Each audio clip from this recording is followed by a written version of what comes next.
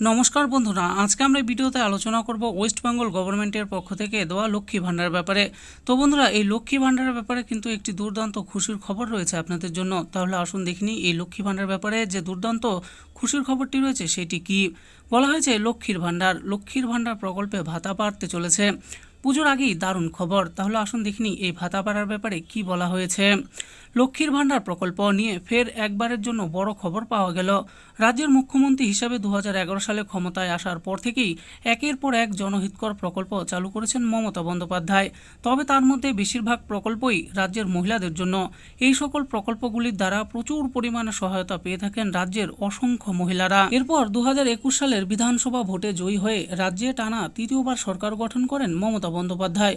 তৃতীয়বার মুখ্যমন্ত্রী পদে শপথ নেওয়ার পরই তিনি সবচেয়ে উল্লেখযোগ্য যে কাজটি করেন তা হলো বাংলার মা বোনেদের জন্য লক্ষ্মীর ভাণ্ডার প্রকল্প চালু করা। বস্তুত লক্ষ্মীর ভাণ্ডারের প্রতিশ্রুতির উপর ভর করেই তৃতীয়বার বিপুল সাফল্য নিয়ে মমতা বন্দ্যোপাধ্যায় বাংলার মসনদে ফিরেছেন, এমনটাই মনে করেন রাজনৈতিক বিশ্লেষকদের একাংশ। এরপর দেখুন, বলা হয়েছে লক্ষ্মীর ভাণ্ডার প্রকল্পে ভাতা বৃদ্ধি। বর্তমানে রাজ্যের 2 কোটিরও বেশি মহিলা প্রতি মাসে এই প্রকল্পে সরকারের কাছ থেকে 500 থেকে 1000 টাকা পর্যন্ত অনুদান পাচ্ছেন। তবে সম্প্রতি সেই টাকার পরিমাণ বাড়িয়ে সাধারণ শ্রেণীর মহিলাদের 1000 টাকা এবং তপশিলি জাতি ও উপজাতির মহিলাদের 1200 টাকা করে দেওয়ার কথা ঘোষণা করা হয়েছে। তবে এবার রাজ্যবাসীর জন্য এলো বড় সুখবর। সরকারি সূত্রের খবর, বর্তমানে রাজ্যের প্রায় 2 কোটি 11 লক্ষ মহিলা এই মুহূর্তে লক্ষ্মীর ভাণ্ডার প্রকল্পের সুবিধা পাচ্ছেন। এর আগে লোকসভা ভোটের ঠিক আগে এই প্রকল্পের টাকা বাড়িয়েছেন মুখ্যমন্ত্রী।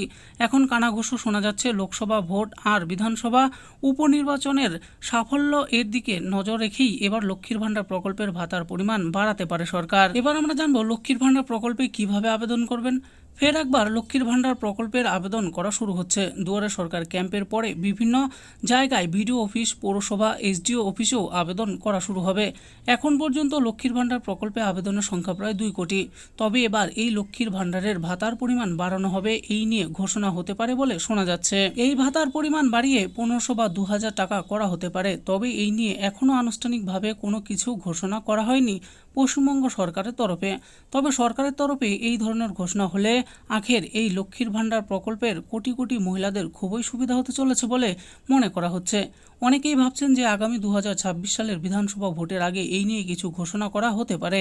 এখন সেই ঘোষণা হয় কিনা সেটি দেখার বিষয়। তো বন্ধুরা, দেখে নিলেন আজকে আমরা ভিডিওতে আলোচনা করলাম ওয়েস্ট বেঙ্গল গভর্নমেন্টের পক্ষ থেকে চালু করা লক্ষ্মীর ভাণ্ডার প্রকল্পের ব্যাপারে। তো বন্ধুরা, কানাঘুষো শোনা যাচ্ছে যে এই লক্ষ্মীর ভাণ্ডার প্রকল্পের ভাতার পরিমাণ বৃদ্ধি হতে পারে। তবে এই ব্যাপারে আমাদের ওয়েস্ট বেঙ্গল গভর্নমেন্টের পক্ষ থেকে সরকারিভাবে কোনো ঘোষণা করা হয়নি। আশা করি ভিডিওটি আপনাদের ভালো লেগেছে। আর এই ভিডিওটি যদি আপনাদের ভালো লেগে থাকে তাহলে অবশ্যই একটি লাইক করবেন।